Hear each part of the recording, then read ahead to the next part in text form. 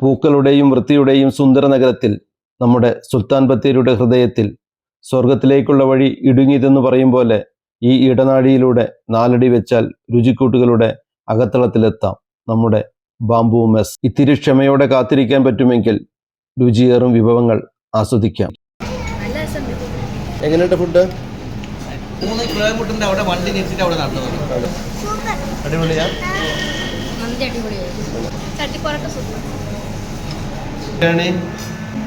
സൂപ്പറാ.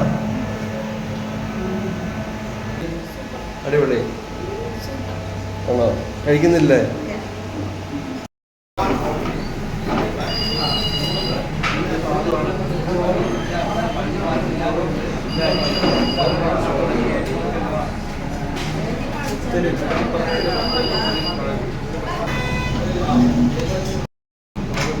ബാംബുവിലെ ചോറ്, ബിരിയാണി, മന്തി, ഇതിനെക്കുറിച്ചൊന്നും പറയണ്ട. അത്രയ്ക്കും പേരുകേട്ട ഫുഡാണ്. ഇത് നല്ല ചൂടുണ്ട് കേട്ടോ. ഇന്നത്തെ കോട്ടയിലുള്ള ചോറൊക്കെ തീർന്നിട്ട് രണ്ടാമത് വെച്ചതാണ്. ഒരു 15 മിനിറ്റ് കാത്തിരുന്നിട്ടാണ് ഞങ്ങൾക്ക് ഈ ഫുഡ് കിട്ടിയത്. ഇപ്പോൾ അറിയാലോ ഇതിൻ്റെ ഒരു ടേസ്റ്റിനെ കുറിച്ച്. ഇന്നൊരു ഒരാൾ പോലും ബാംബുവിൻ്റെ ഫുഡിനെ കുറിച്ച് നെഗറ്റീവ് പറഞ്ഞിട്ടില്ല.